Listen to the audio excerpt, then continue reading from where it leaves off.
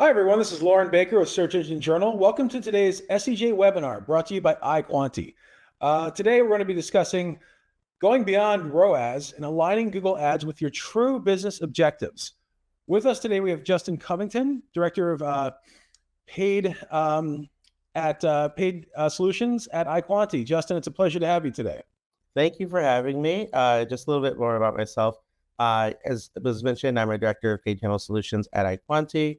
We at iQuanti do both organic and paid solutions for digital marketing. I've personally been in the field for about 14 years now. Started at Google in Ann Arbor, where I'm from originally, but now live in New York and work out of our Jersey City office at iQuanti. Nice meeting everyone. Nice. Likewise. So before Justin gets started, I'm going ahead and go through some housekeeping to let everyone know how today's webinar is going to work. So originally from Michigan, based in New York now. I'm outside of Los Angeles. For those of you that are on already, go ahead and in the chat box, let us know where you're coming in from. It's always really cool to see which states, countries, provinces everyone's coming in from for these webinars. So really excited to get started. Today, Justin's going to be presenting.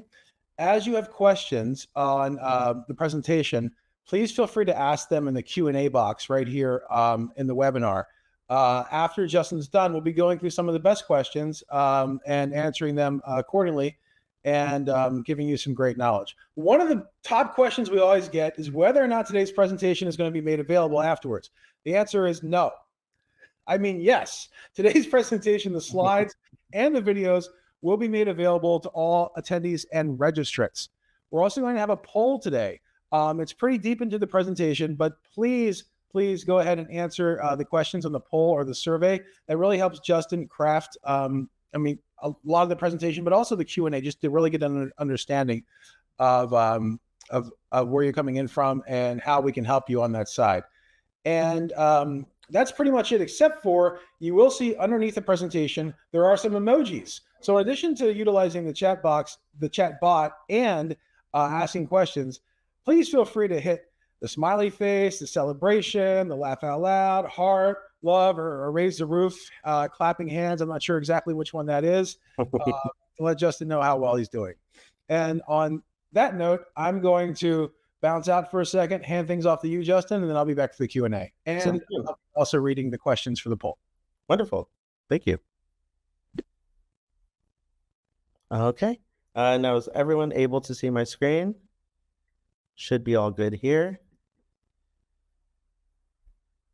And let's get going. So as I mentioned, my name is Justin Covington.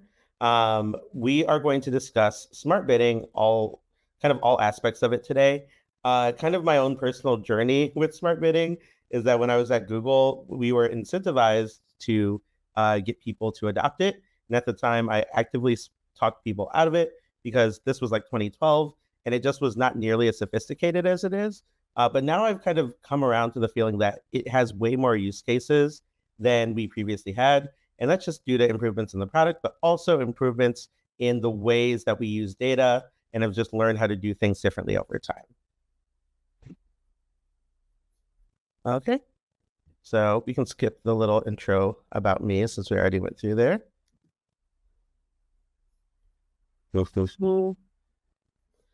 Okay, so now we're just going to do a quick start with a quick refresh of different strategies and terms. I know this is beyond elementary for many of you, but I know also sometimes people use different words to refer to different things.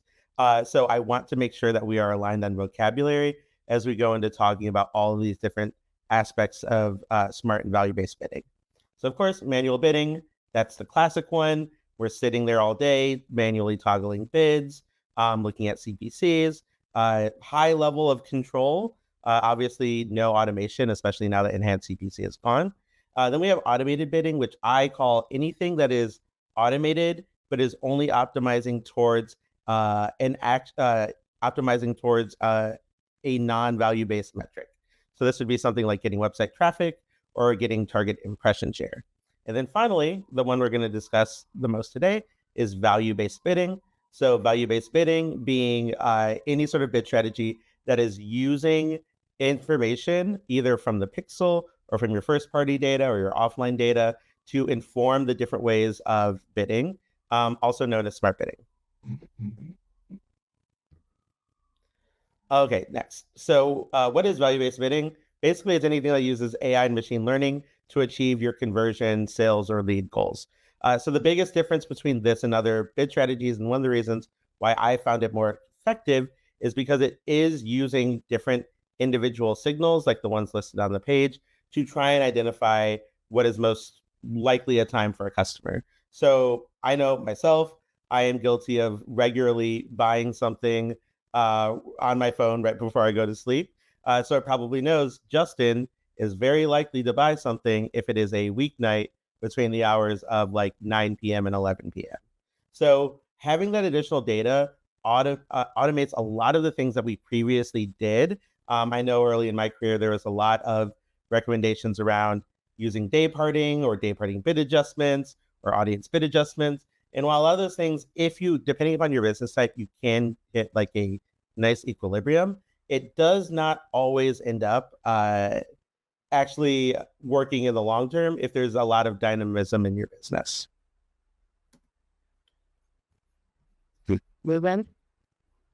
Okay, so why use value-based bidding? I've talked about some of those before, but I think one of the biggest areas that we've all matured collectively on is the importance of pixels, the importance of first-party data, and being able to use that to inform how we market both in paid and organic systems.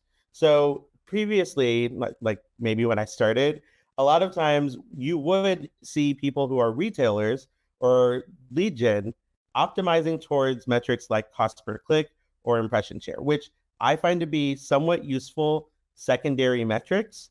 But in this day, data is king, as we all know. And if we do not have that correct metric that we are optimizing towards, we're kind of giving up a competitive advantage, is what I'd say. Now, in addition to that, we have more granularity in how we can use conversion data within Google Ads. So previously or early on, sometimes we could only bid towards a website conversion. Now with offline conversions and different ways to pipe in data, like with HubSpot, there are so many different opportunities to leverage that first party data. And if you think about it, at least the way that I view it, is there's no data that's going to be more accurate than the data that you use to like plan and goal your business. So it's best if we can use that to align what's going on inside of your smart bidding strategies.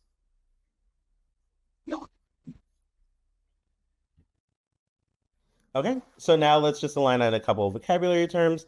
You can read them all together. I think the main thing that we want to go through in the next slide is which ones we use for leads and which ones we use for value. So the left side is what we would typically use more for lead-focused clients. Right side is what we'd normally use more for e-com sales related clients. Okay, so in order to set up conversion tracking, we need to make sure that the primary goal is as close to your true business metric as possible. And this is the place where I find when people run into hurdles with smart bidding or value-based bidding, the reason is because they may not have properly vetted the action that they're optimizing towards. Sometimes they may have an action that is based off the pixel, but their business is goaled off of their internal data. So there's some discrepancy between that. Sometimes they're in a field where maybe they don't drive a large number of individual transactions, but each transaction or lead is very high value. So in that instance, maybe we would want to optimize towards an upper funnel metric that might be able to work as a proxy. But being able to have all of those together makes it a little bit easier and, in my experience, makes it more effective. Next, secondary conversion actions. So these are what I was mentioning earlier. These are metrics that are not set to be in the include in conversions column, and we want to be optimizing towards them necessarily.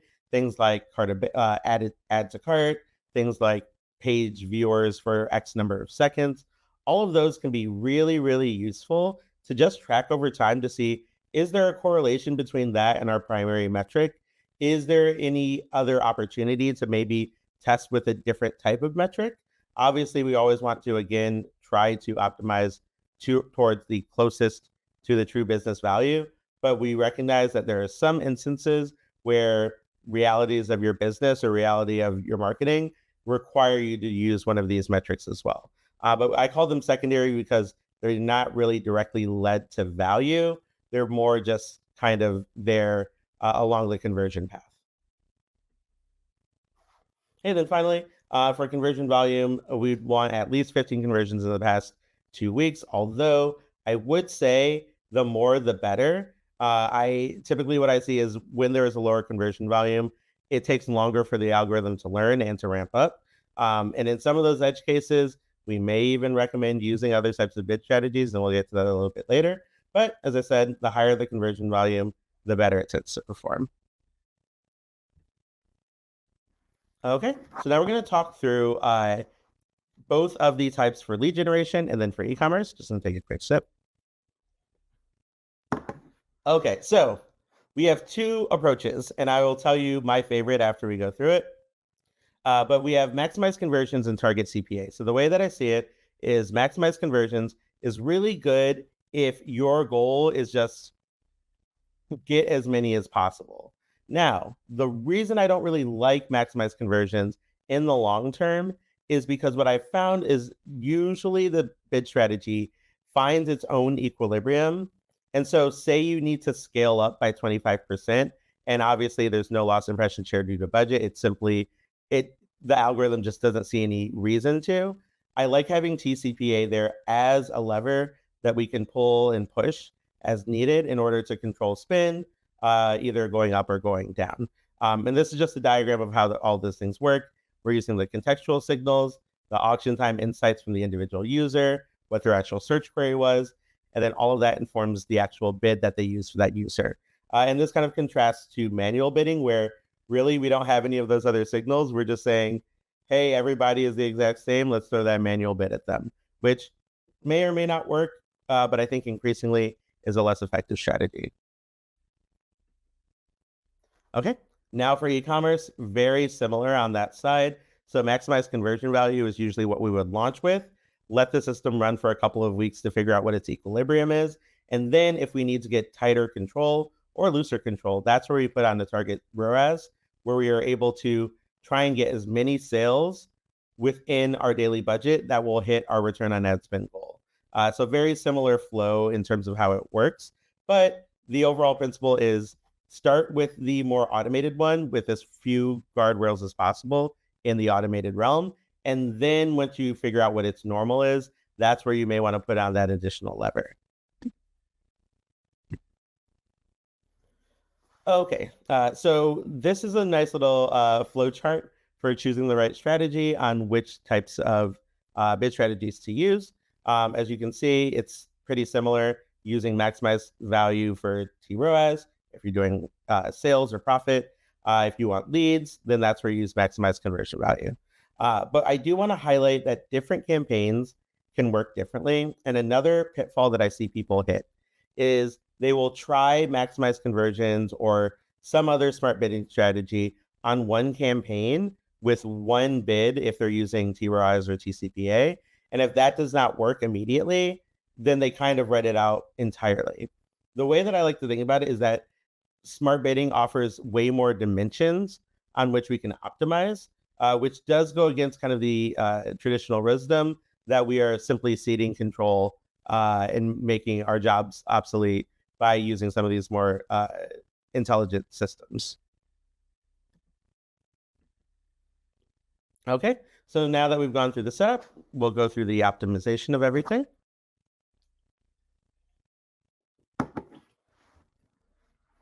Okay, so a couple of true or false questions to start. So true or false, value-based bidding campaigns require little or no effort to optimize. False, while value-based bidding frees us from the manual drudgery of adjusting hundreds or thousands of keywords per day, it allows us to test things that are more impactful. The way that I kind of compare it is I'm from Michigan originally, so big with the auto industry. And people don't realize that we still have a good number of auto plants in the area. But because of the increases in technology, it takes fewer people to do those jobs. But the average skill level is higher because we're not talking just about let's set a bid at this amount, wait a day or two, and then establish that as a new normal. This involves analysis of our first party data, This requires knowledge of how some of these more smart bidding strategies work, what sort of signals go into them.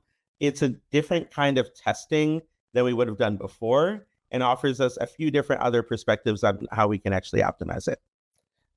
Next, value-based bidding takes a while to ramp up compared to manual CPC bidding. And this one is absolutely true. And one of the other biggest pitfalls I have seen when people transition. Manual bidding, I would say the biggest perk of it is if you change your bid from $1 to $10 today, you are almost immediately within a couple of hours going to see exact change. But on the downside, it's still treating every customer the same. And so someone who's just in the information gathering phase versus someone who really has high intent to purchase, manual bidding isn't going to know any of that. Now, I will still say there are some situations where we may want to use manual, but increasingly fewer as time goes on. So as a recommendation, when you launch value-based bidding, at least allow up to 2 weeks for it to stabilize. Now, during that period, you should be tracking it to make sure that the trajectory is moving in the direction that you want it to. But these really are cars that just start up a little bit slower, but once they go, they're off to the races. And then finally, manual CPC bidding is more efficient than value-based bidding. I would say that one is false, although there may be some disagreements. But in tests that I've done on multiple clients, consistently value-based bidding becomes more efficient in the long run. One of the things that I've seen is we will transition over and then the client may see CPCs increase by some percentage in the first few days.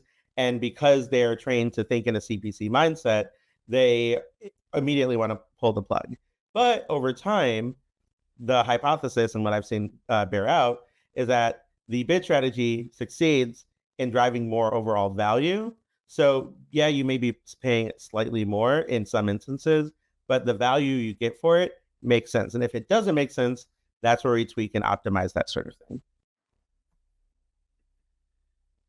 Okay, so now we're going to go into those different optimization levers. Okay, so test bidding towards a new business goal. That is I would say, the most common one that I use with the clients that I work with. So maybe you have a client, their ultimate goal is getting as many people to sign up for gym memberships as possible. But they're currently only bidding towards people on the website who just fill out a contact us form. So yes, that's useful and that's good information to know, but that's a proxy for what we're actually going for.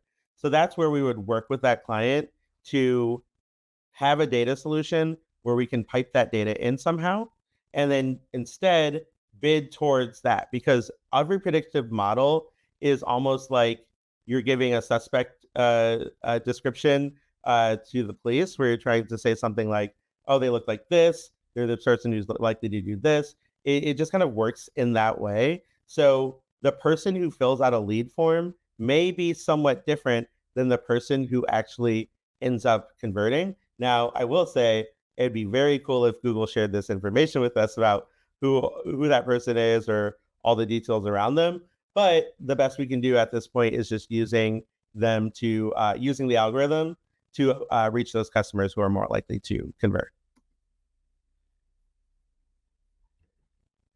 All right, next, applying first-party audiences to inform value-based bidding algorithms. So as we know, bid adjustments and really, all bid adjustments do not work with smart bidding. I see that as a plus because it was very frustrating and annoying having to keep track of your time of day, your device, your day of the week, like all of those different bid strategies or bid adjustments, I should say, could get really thorny to manage on a day-to-day basis.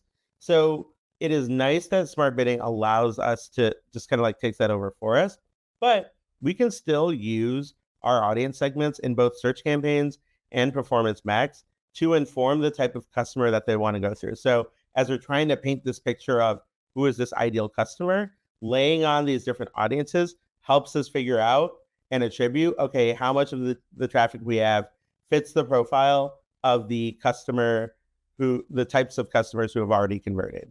It just makes it a little bit easier to draw those conclusions. And again, I am the biggest champion of using your first party data within paid because that's what's going to work best for you.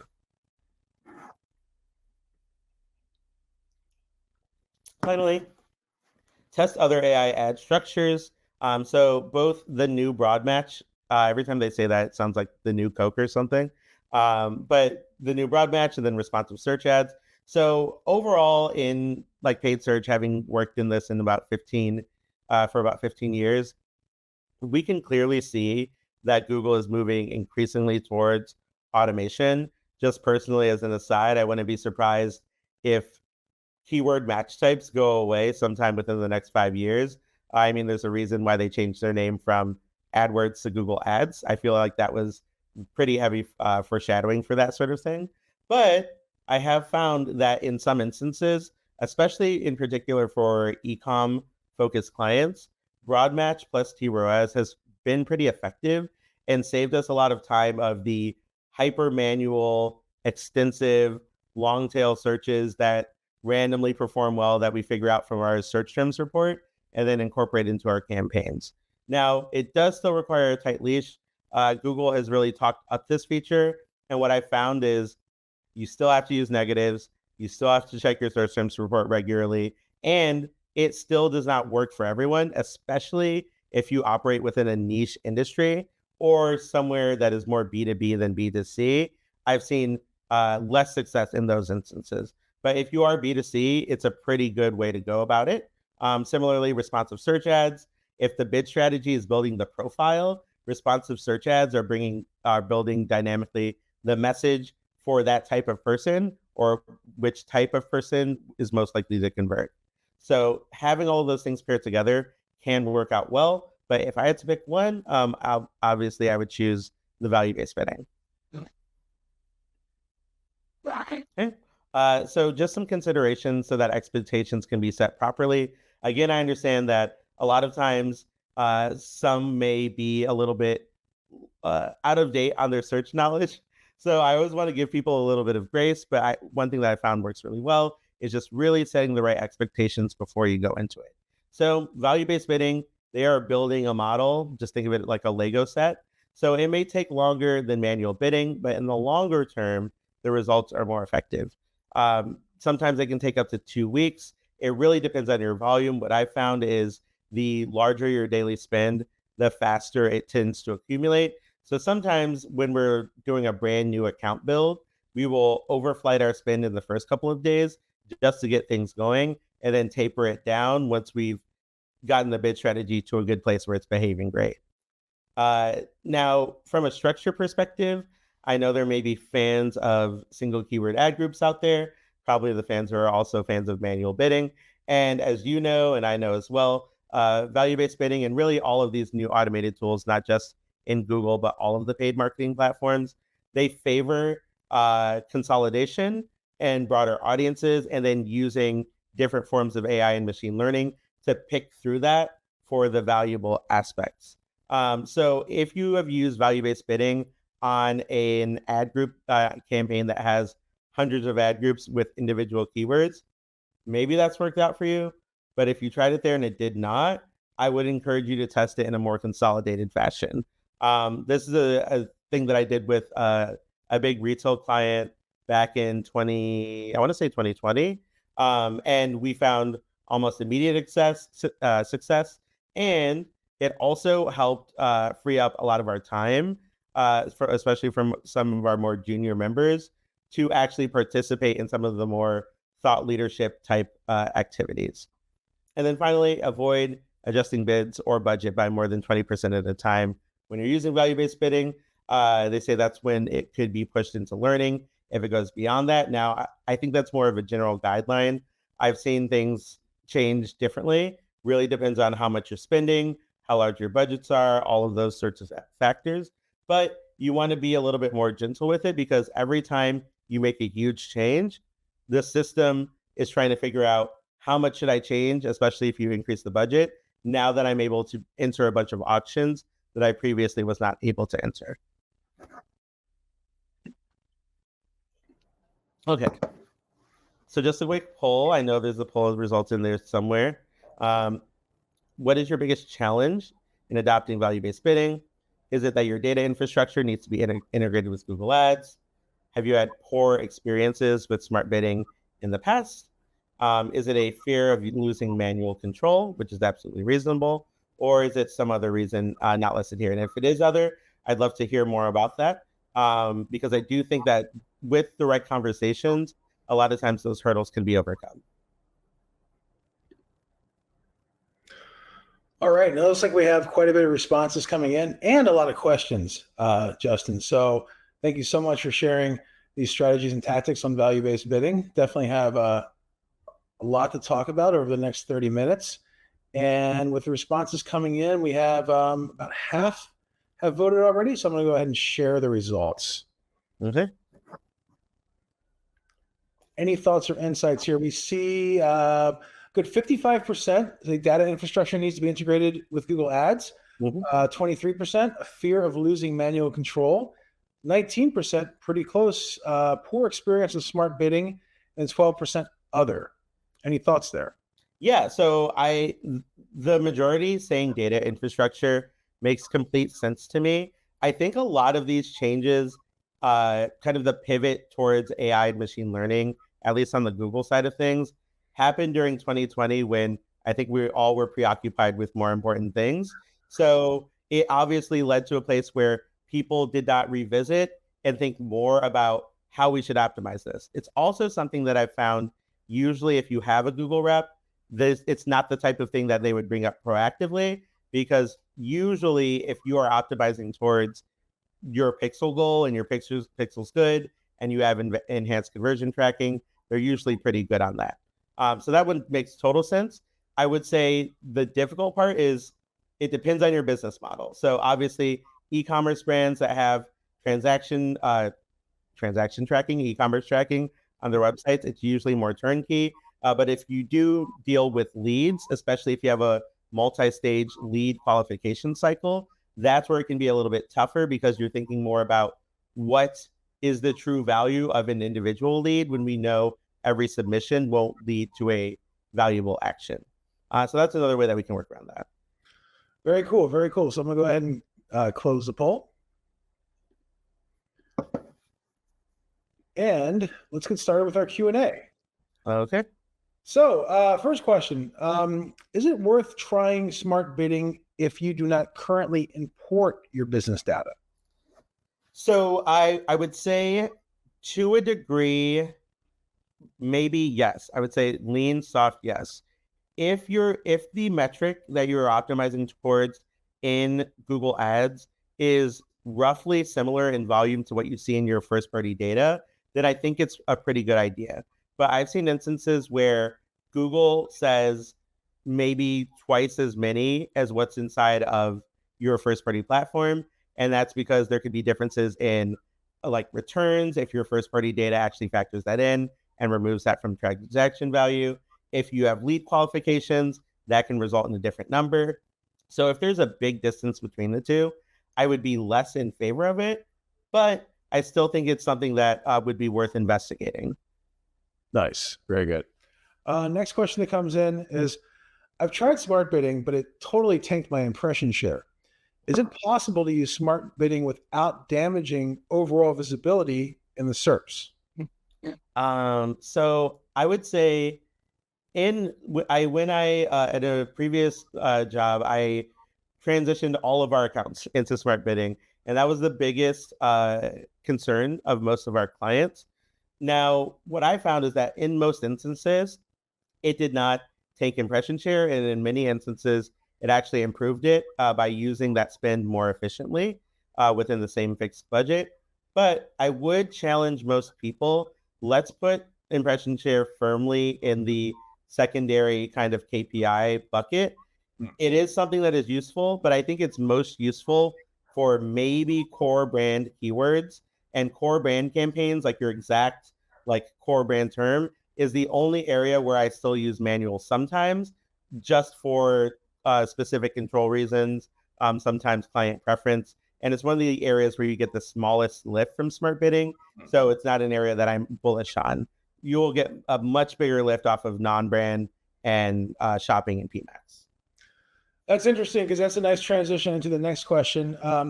Heather asks, I understand the value of smart bidding for non-brand, but brand doesn't appear to make much sense. Do you always recommend applying smart bidding to brand campaigns as well? Yeah, so I let's break it down into more buckets a little bit further. So for non-brand, yes, I think most people are aligned on that. It tends to just work better. What I found is your core brand campaigns, or at least this is how I organize campaigns usually, which is just your exact match version of your term.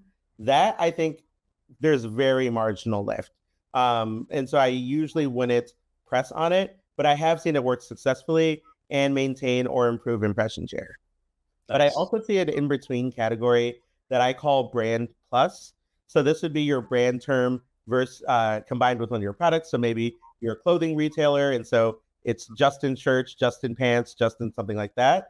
All of those other ones, sometimes those have a higher lift off of the smart bidding than using traditional manual bidding. So that's how I would typically go about it for manual bids or for your core terms. You can use it or not use it. It's not going to ruin your day. There's more of a lift when you use it for your brand plus terms. And then obviously for non-brand and shopping, that's where it really gets to work its magic. Interesting. What about as the consumer is further down the buying funnels, making that final decision? Say, for example, brand reviews, or maybe if you're a supplement, brand side effects, something along those lines. Yeah, so I think that's one of the beneficial things of smart bidding, the factors that it takes into account. So all of those auction type signals, auction time signals, but also what the user is searching at that time. So it understands to a degree that someone looking for reviews is probably not likely. They're not me at 10 p.m. before I go to bed. They're not about to click purchase. So it can understand. And if your goal is maybe a very strict ROAS, it's going to either bid very low on that person or sit you out of that auction in favor of somebody else who is more likely to convert.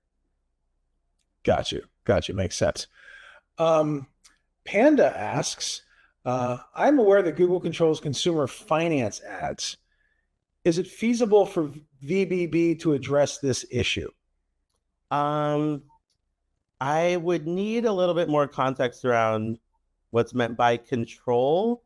Now, if they do set certain limits, I know there are certain industries, things like Google Grants, where they are restricted in the different technologies they use. So obviously, if the policy doesn't allow it or the ad type doesn't allow it, then that's just kind of how you got to deal with it at the end of the day. Um, but yeah, that's one I'd not heard of, so I'd have to get back to you on that one. Okay, so Panda, if you have any more insights into that question, please feel free to drop it and we'll revisit a little bit later. Anand asks, this is interesting. Do you see any issues with targeting ROAS or CPA if the user does not consent to the overall cookie policy? Well, if the user doesn't consent to the cookie policy, I would assume they would be taking measures not to be cookied. So already in the current landscape, if you're using Safari, that cookie is deleted within about 24 hours. I believe it's refreshed every 24 hours. There's also like a myriad of other ways, but I believe at this point as well, if you, and obviously it differs by region, I believe the EU is the most specific on this. But even certain US states like California have guidelines around this, but they have mandatory pop-ups to tell you about what data is being collected. And so a user can opt in or opt out of those different types of setting. And that's not even going into Firefox plugins and different things that you could use if you want to go down that route. But to that point, a lot of how all of the platforms are moving is less so around cookies. Now, Google just finally, after years of delaying it, said they're no longer going to like change their cookie policy to match Firefox and Safari. So they're going to maintain it as it is. The privacy sandbox is no more. But all these different platforms, I would say, especially Google and Meta, what they're trying to do now is less of matching based off of cookie and more of matching based off of like account, be it Google account or Meta account. And because these platforms all have so many different properties, most people have a YouTube account.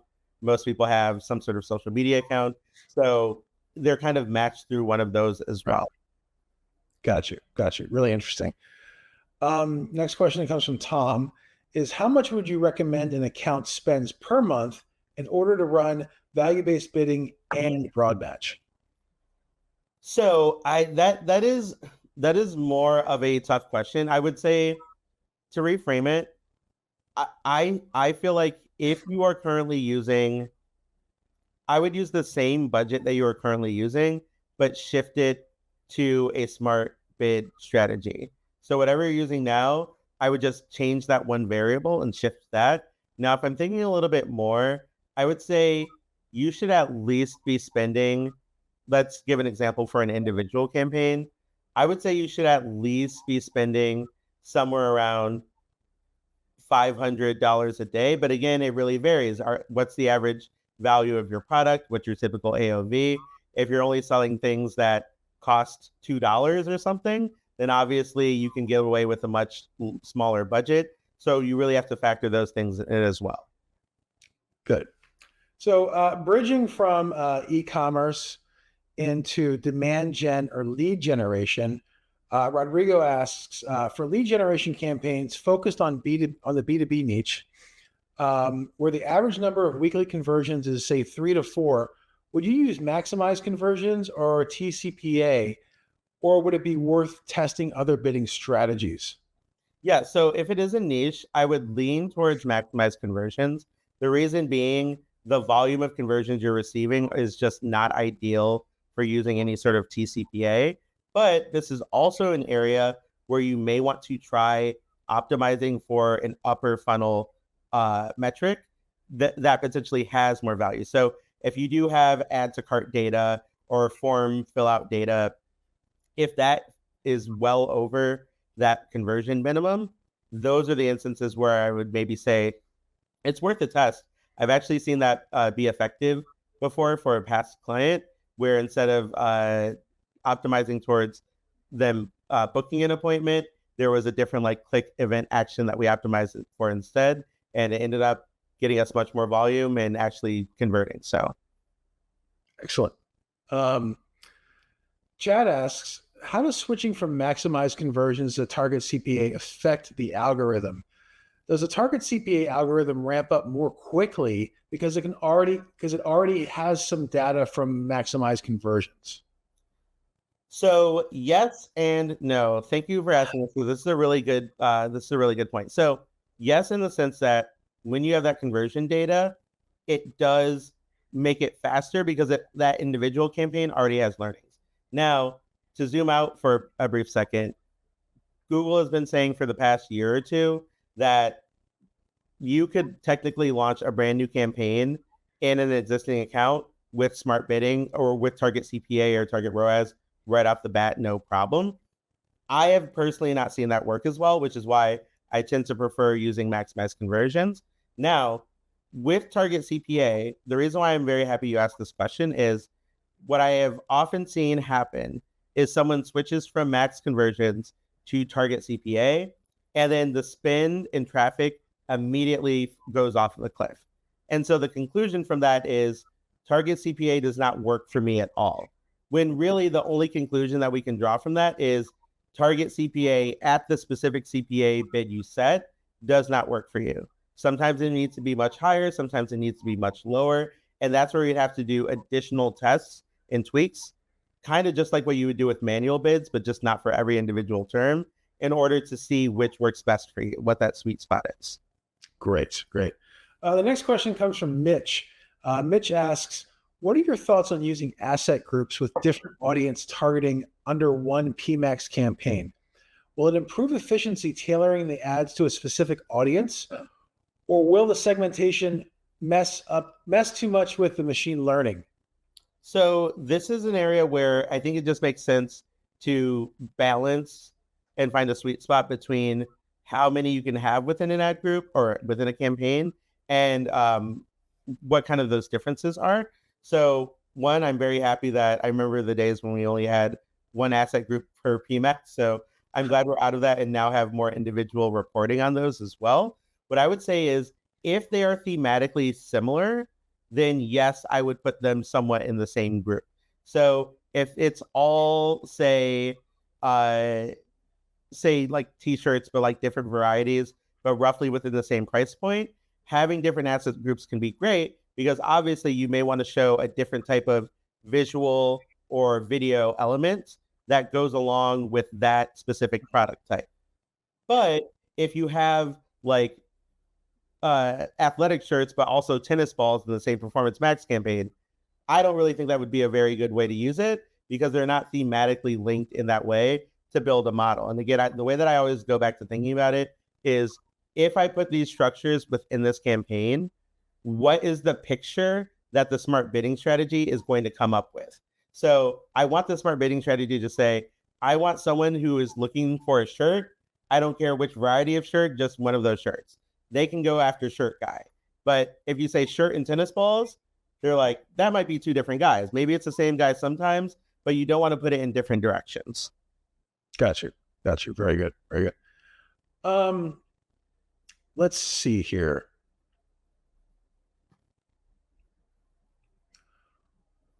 One moment. I don't think I asked this one yet. How does switching from maximize conversions to target CPA affect the overall algorithm? Does a target CPA algorithm ramp up more quickly because it already has data from maximize conversions? Oh yeah. So for this one, it does you do ramp up faster because you have historical data, but it's just giving you that manual control. And that's the other part of this I wanted to mention. I still, for those who were dissuaded from using it because they don't have manual control, you still have manual control. It's just automating a lot of the things that you were doing before. So you're still doing the dishes. You just don't have to do the part where you hand wash every dish. You still are selecting which cycle, what sort of detergent, and those are still things that you have control over. You just don't have to get your hands as dirty. Nice. Makes sense. And thanks for the analogy. I think the pile of dishes in the sink I need to take care of later. Albert asks, are there situations where you would pivot to manual CPC building after being on an automated bidding strategy to quote unquote reset learning? Or do you think it would be more promising to scrap the campaign completely and start a new one from scratch?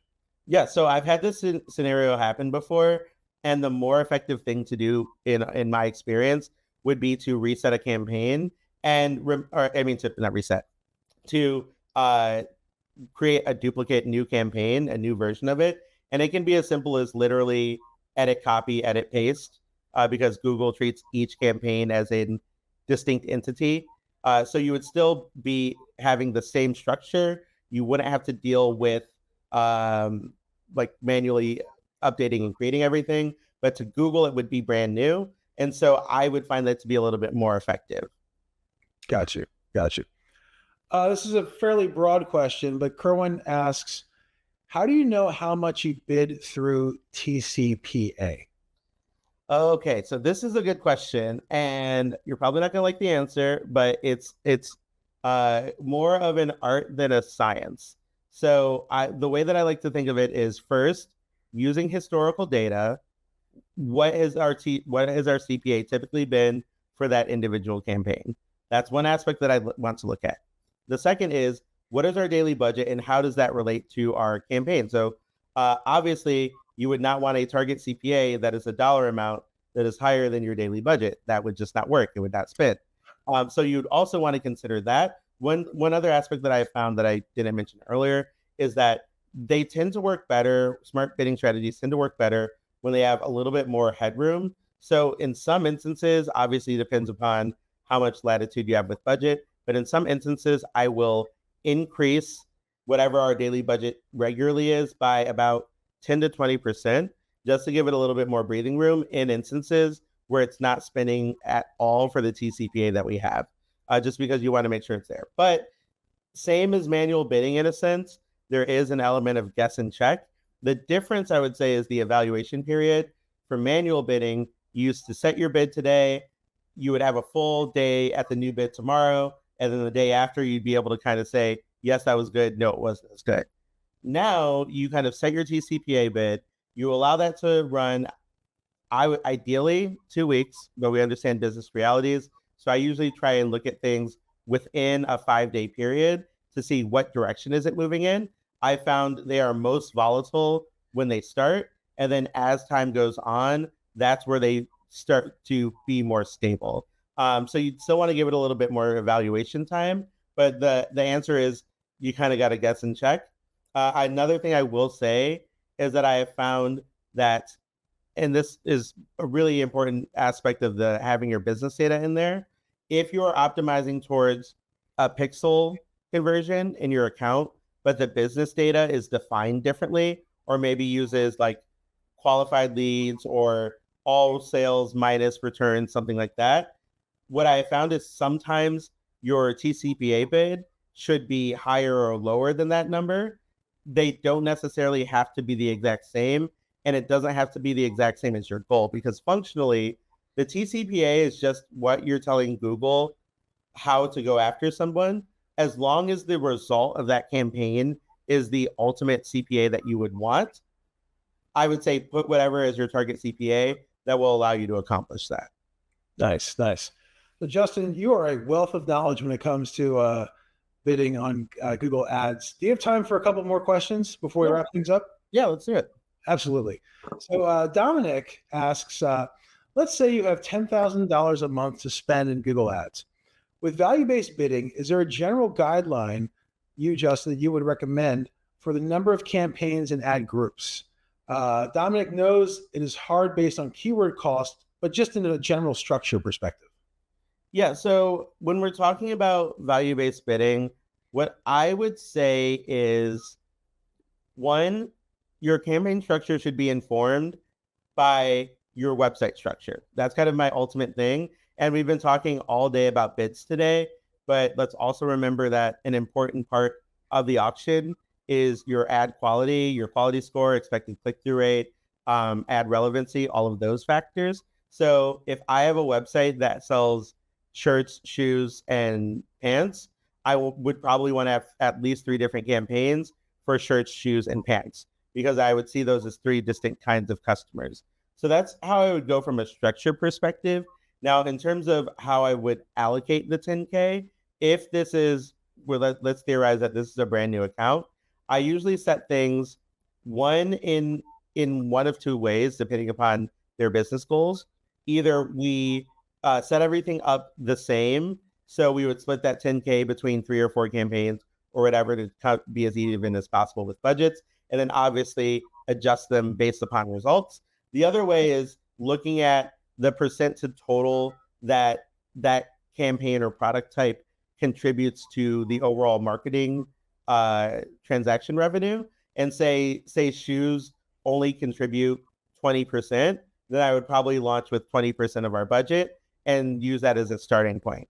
Obviously, you're going to have to tweak. The one thing the sense that I'm getting as well from this one and some other questions is a lot about the setup. And the setup is important. I mean, I went over a lot of stuff about the setup earlier, but it's also important to know that the iteration is where you usually truly see the lasting success. So you can take your best educated guess to start, but once you go from there, then you want to try and think, okay, should my bid be higher? Should I try a different action? One of those more advanced optimization techniques. Excellent, excellent. And our final question of the day comes from Jason. This is an interesting one. Jason's boss is an avid proponent of manual CPC, but has recently been open to integrating more automated business bidding campaigns. Is there a strategy you would recommend to migrate current campaigns to automated bidding so as to not lose traction from the current manual CPC campaigns already have?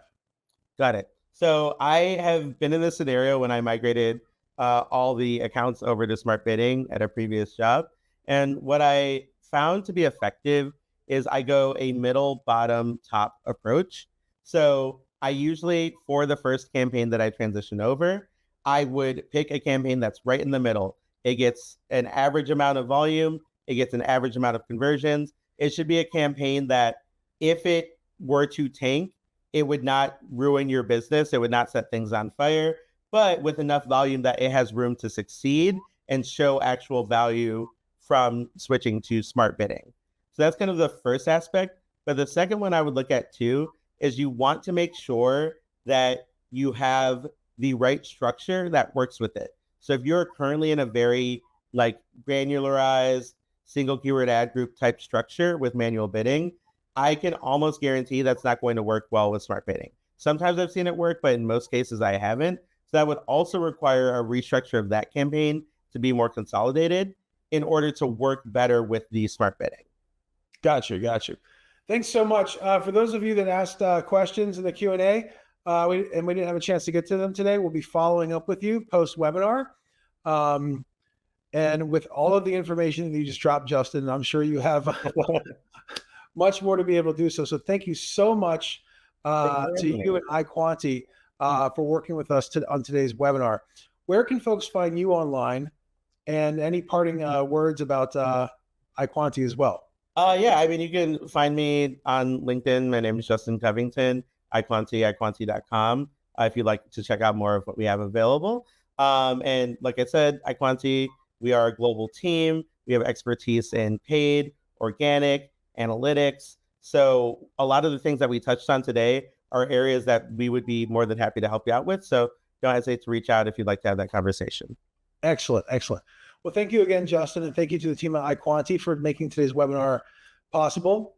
Again, lots of great information. Learned a lot on the bidding side, especially with value-based bidding and all the different types on the Google Ads side. And again, really appreciate your time today. And we have a lot of positive feedback from our attendees. So again, thank you so much for sharing this great information with us and with our audience. Thank you very much. It's been a pleasure. Awesome. Have a good one. You too. Bye-bye.